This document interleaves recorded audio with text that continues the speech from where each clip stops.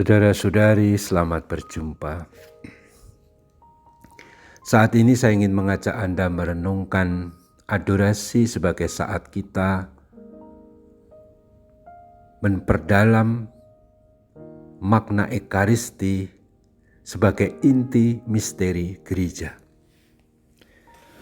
Ekaristi sebagai inti misteri gereja dikatakan oleh Santo Yohanes Paulus II dalam ensiklik Ecclesia de Eucharistia.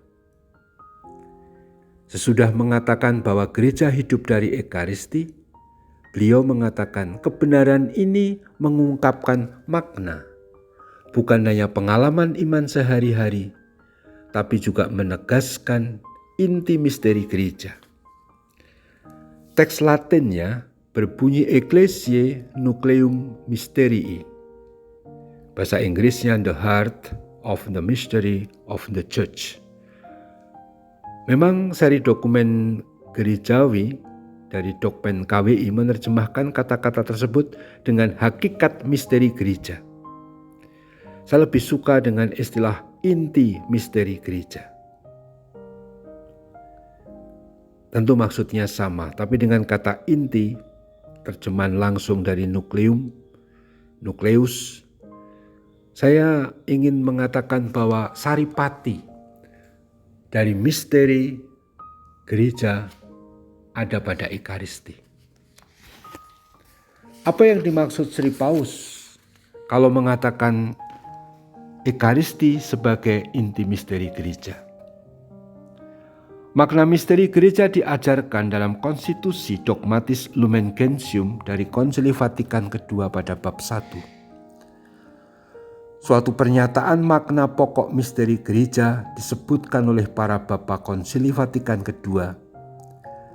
Gereja sebagai umat yang disatukan berdasarkan kesatuan Bapa dan Putra dan Roh Kudus. Artinya, misteri gereja terletak pada kehendak Allah Bapa yang mengumpulkan dan menyatukan orang-orang sebagai satu umat yang percaya kepada Kristus Putranya dalam Roh Kudus.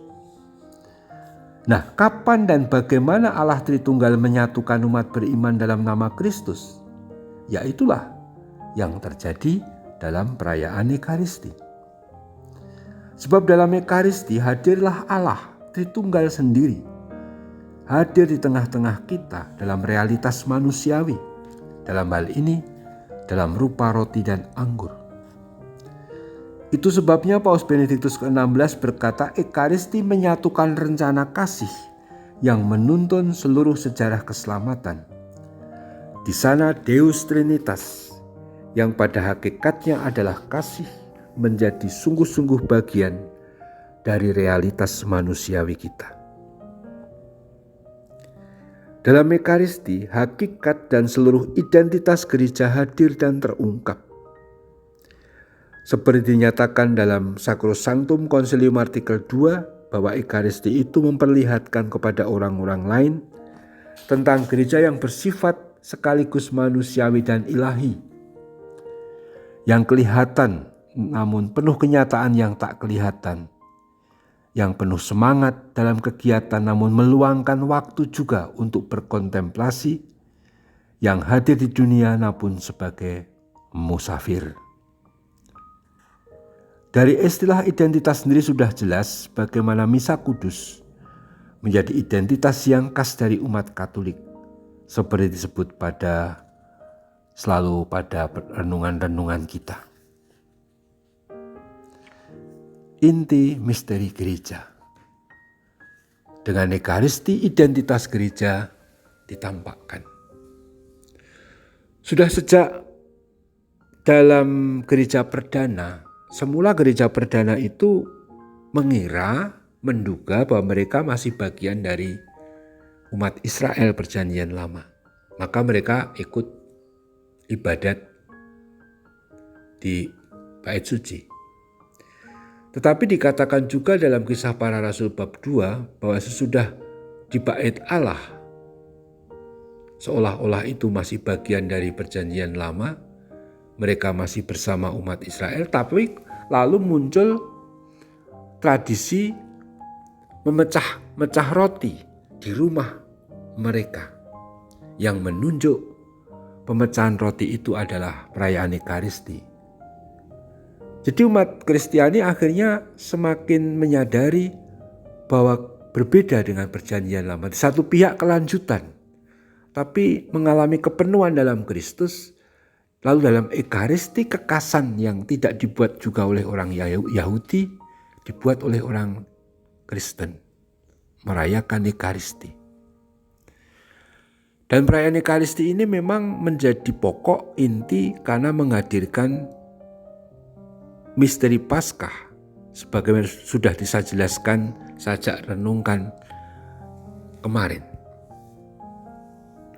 Nah, inti misteri gereja, kekasan sekaligus dari misteri gereja atau kekasan dari identitas gereja menunjukkan betapa pentingnya perayaan Ekaristi dalam hidup gereja. Dan ini saya kira sudah kita alami semua. Kita kalau tidak misa merasa benar bahwa kita itu belum jadi Katolik. Orang biasa mengatakan ya ada yang kurang. Kalau saya tidak yang kurang. Seperti jantung. Kalau tidak merayakan Ekaristi mati kita. Mati secara rohani. Sebab hidup kita sebagai gereja bergantung pada relasi kita, hubungan kita dengan Kristus yang telah menyerahkan hidupnya, memberi hidup dan memberi identitas kepada kita. Maka karena Kristus itu dihadirkan dan dalam Ekaristi itu dinyatakan, maka kita tidak bisa tidak harus sering merayakan Ekaristi. Dengan adorasi, pengalaman, kekasan gereja yang justru berlangsung dan melalui Ekaristi itu diperpanjang, diperdalam, kita terus